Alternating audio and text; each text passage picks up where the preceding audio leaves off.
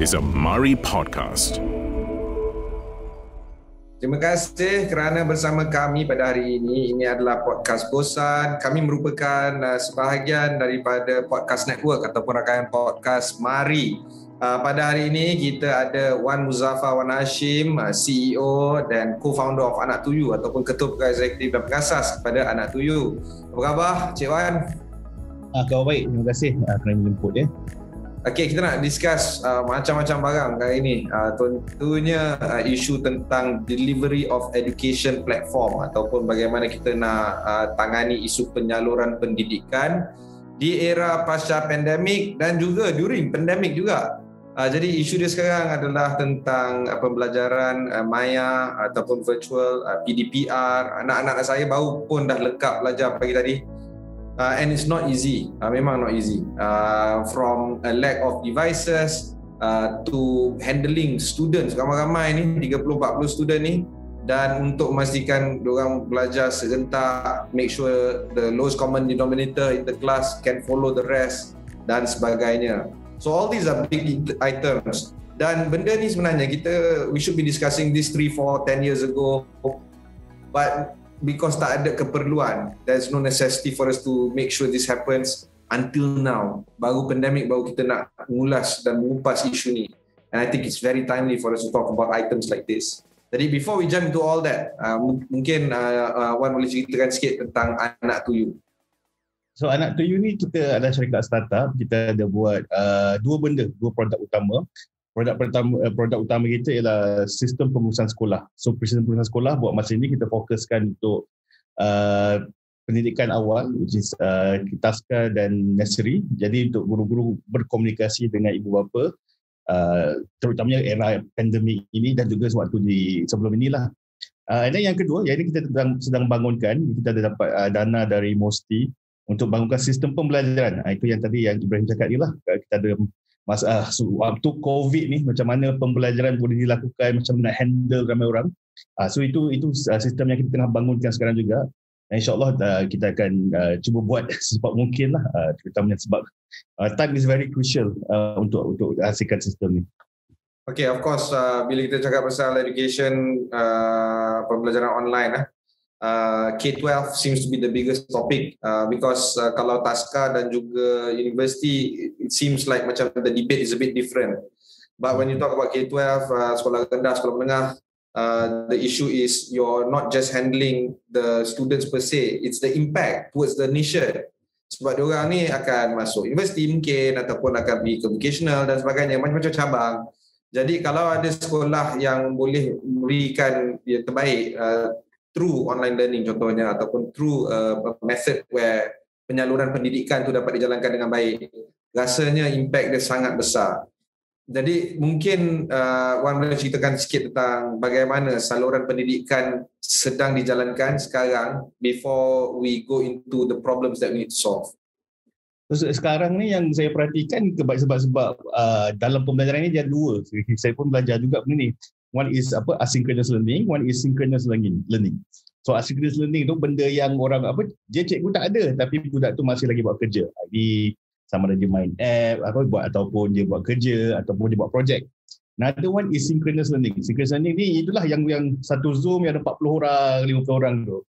Saya tengok sekarang ni cara pembelajaran yang kita buat masa pandemik ni adalah cara yang sama macam mana cikgu-cikgu ni buat waktu era dalam kelas. So era dalam kelas dan PDPR ni adalah cara pembelajaran yang sama, iaitu satu kelas 40-50 orang. Sebenarnya saya ada berbincang lah dengan beberapa orang kan. Sekarang ni sepatutnya pembelajaran online ni pada pendapat saya dia perlu take advantage of the asynchronous learning tu.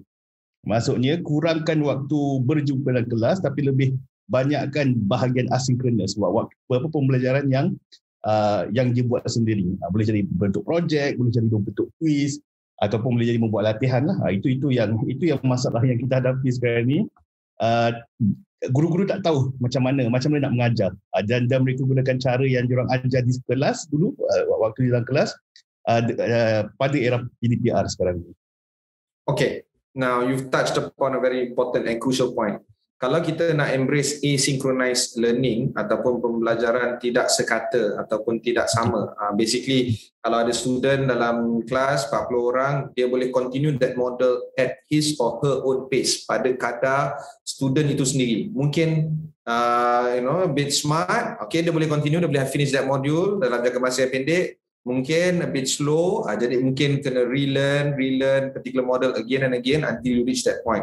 Whatever it is, impact dia tetap sama. Kedua-dua student yang pandai dan yang akan pandai akan reach that same destination.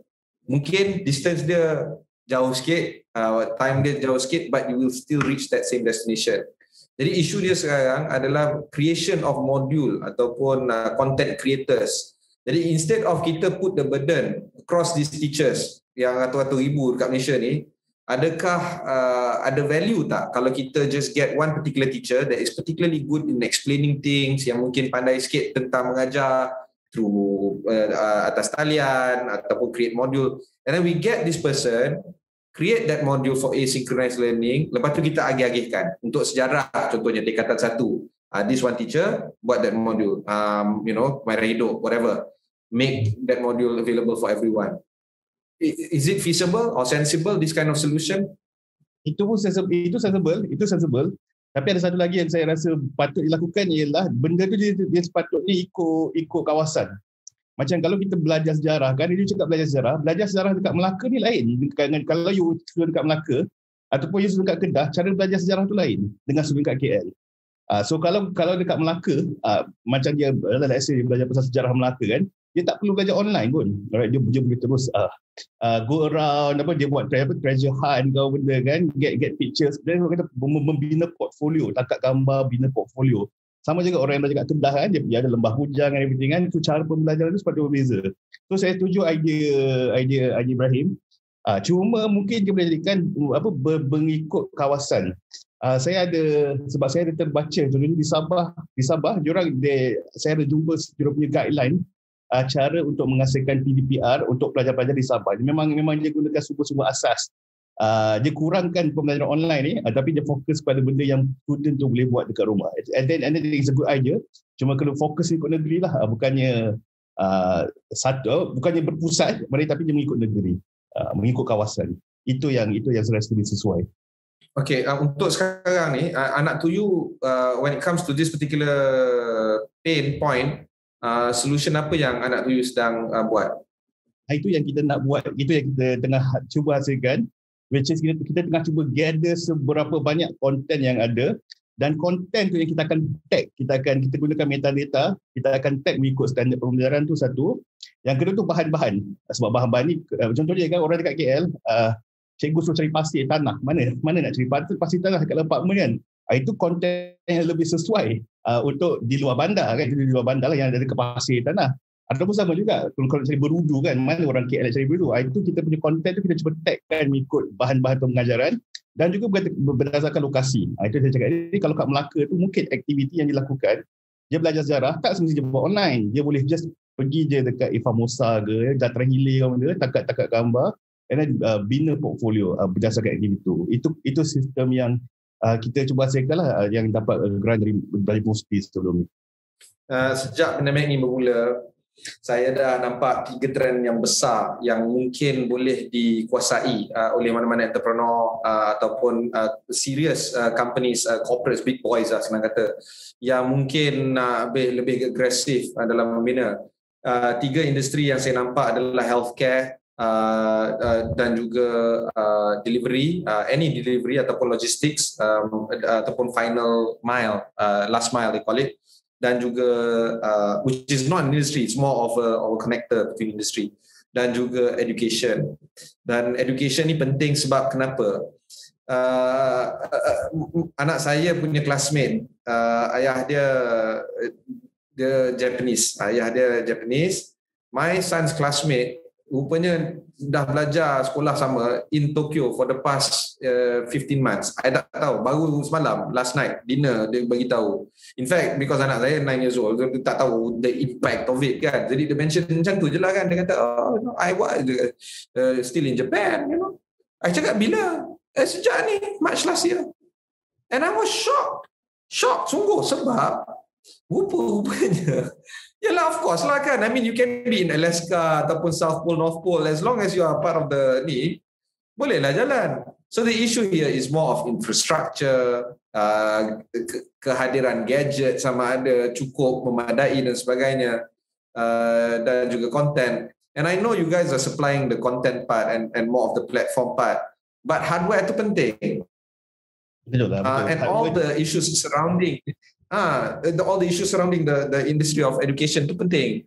Jadi from a macro perspective, apakah ni pandangan Wan dalam isu pembangunan pendidikan dari segi penyaluran pendidikan dan juga penyediaan infrastruktur dari laptop dan sebagainya, dan juga internet per se daripada 4G ni jendela baru announce dan juga 5G eventually. What do you think of this whole industry dalam jangka masa dekat ni? Saya rasa benda itu penting, benda itu memang penting lah. Hardware, komputer, sekarang dah ada Didik TV lah, tapi Didik TV pun dia kalau boleh, kalau ada video on demand lagi bagus kan, di mana kita boleh pilih semua, tapi ada YouTube semua.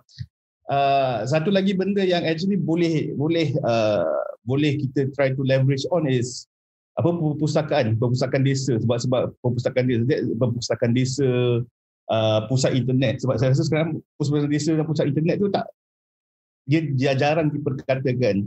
So mungkin instead di cadangan lah kan, sama ada kita kalau boleh kita nak bagi laptop kepada semua orang, atau kita leverage on pusat-pusat internet atau yang kita dah pernah buat dahulu, ataupun perpustakaan desa dekat sini yang kita letak kita punya all the hardware lah, PC ataupun TVs ataupun semua untuk pelajar-pelajar yang bila kita concern ni, terutamanya pelajar luar bandar lah, pelajar luar bandar orang boleh gunakan dengan mudah lah kalau mereka perlukan internet ataupun devices.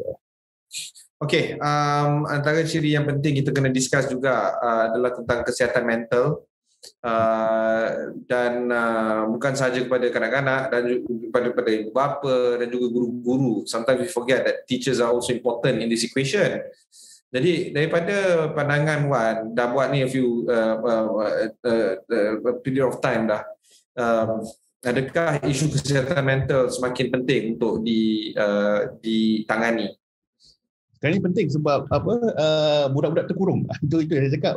Terutamanya yang sebab kita ini memang kalau sebab kita pun banyak deal dengan pendidikan awal juga, pendidikan awal atau pendidikan awal ni, itu lagi penting sebab mereka sekarang ni terkurung kat rumah. Dia tak cukup waktu bermain. Budak-budak ni banyaklah pakar-pakar pendidikan yang kata mereka perlukan waktu bermain. Sebenarnya 1 ke 5 jam sehari. Kalau lagi muda je lagi banyak je perlu. Lagi tua je sebenarnya ber1 hari untuk keluar daripada rumah, untuk keluar pergi ke taman ke apa. Dan sekarang ni masalahnya nak pergi ke taman pun dah kena fikir 2 kali. Sebab tu ada teori katakan unstructured play. Maknanya budak-budak ni dia perlu bermain secara unstructured play setiap hari. Jadi kalau tak ada benda ni, kemungkinan dia punya perkembangan mental dan emosi, jadi mental dan emosi lah yang akan terganggu. Sebenarnya di peringkat awal. No, it's no joke sebab my neighborhood biasanya normally before pandemic, anak saya ada 3 orang, dia orang akan berasak kat depan rumah, kawan, lawan, balik darah, and then ada lumpur, that kind of thing, right? And then dia punya kutuk lah that guy very bad lah apa, besok main juga, you see what I mean? Now no more. And I thought I was going crazy because I mean I don't care what people say. I just want to let people know I want to restrict the playtime between my kids dengan anak orang lain sebab pandemic. And then I see other kids pun tak keluar rumah. And then I see one neighbor one day, kita nak keluar pergi kerja, masuk kereta. And then we were talking about this. I cakap, I'm sorry, I these days I tak bagi my kids play with your kids. Dia bilang, yeah, same. Got nothing to do with you, please don't take it personally. Tapi kami pun nak restrict sebenarnya. I mean both of us are in a job where we both have to go to work, but the rest duduk rumah. So this is the sad part tau, sebab benda ni akan effect long term. Kami ni lupa budak-budak ni sedang berkembang. Do you think there is a solution to this? Mungkin anak tu boleh handle kesihatan mental ke? I don't know how sebenarnya. Ke macam mana? Tapi itulah sebenarnya ibu ni, to be honest, ibu bapa mungkin dia tak tahu kepentingan benda ni, kepentingan macam kena bagi main, kena do these activities, main pasir, main pokok semua ni, luar pun tak tahu. So dia go back to school. School tu macam maybe kena bagi daily mission or something. Alright, you do this mission, buat benda-benda.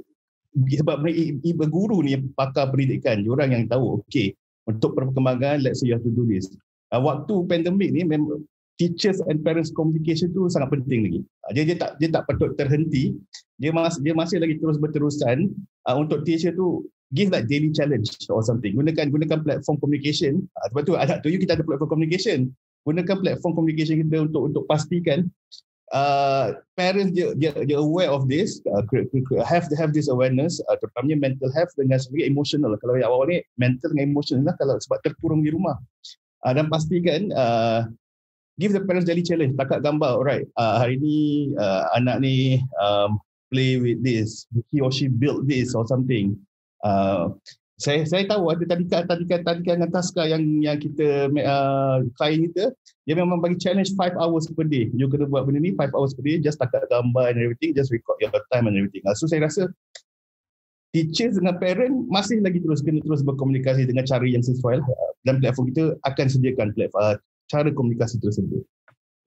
Okay, Wan, mungkin Wan boleh kongsikan bersama kita tentang impact tentang apa yang Anak Tuju akan buat dalam jangka masa terdekat, and then perhaps you can also share with us some ideas on some milestones that your company is going through. Mungkin kita boleh kongsi tentang perjalanan Anak Tuju juga bersama. Yes, so actually kita start kita baru start lah 2020 kita start business ni kita start 2020. Sebelum kita ada pilot semua, and then it hits betul-betul sebelum pandemik. So pandemik berlaku bulan 3, tapi alhamdulillah dalam tahun lepas, despite pandemik, starting from zero on 2020, kita dalam 60-70 pengguna setakat ini, and then kita dapat bantuan juga dari MOSTI, Kohmai Hackathon, to build a system yang akan membantu pengurusan pembelajaran atas talian. Kalau sebelum ini produk kita untuk talikan dan taska, selepas ini kita akan naik pula ke sekolah kebahasaan dan sekolah menengah. Yang ini saya rasa macam yang cakap lah, that will be more interesting. Dan sistem tu pun saya dah terangkan juga untuk pastikan kita ada one stop of resources yang sesuai, di mana cikgu tu tahu kalau dia di luar bandar, ini resources yang sesuai.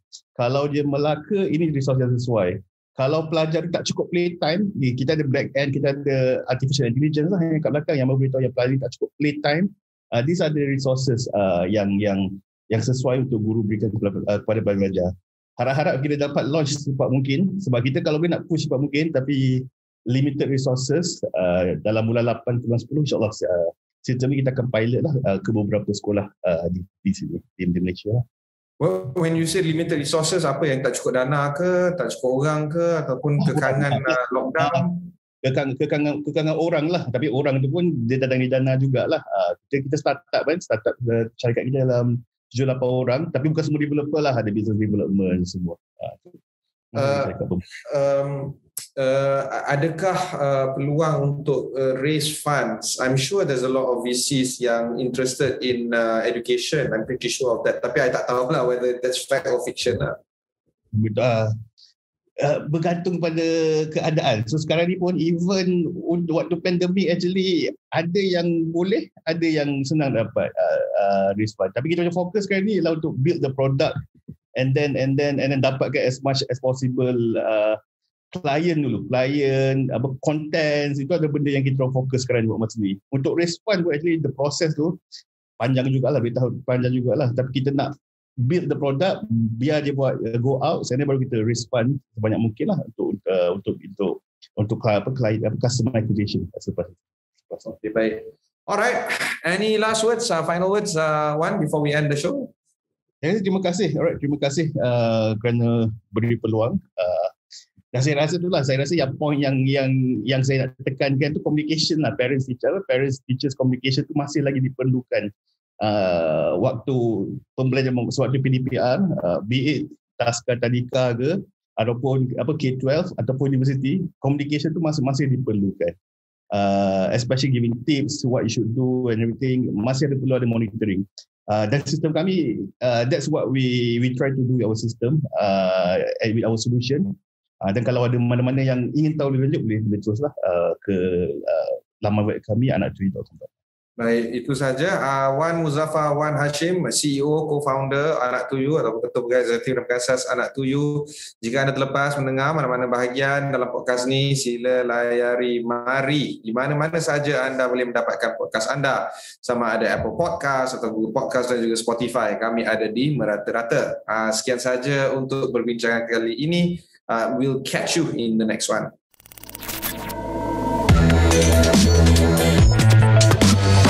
This is a Mari podcast.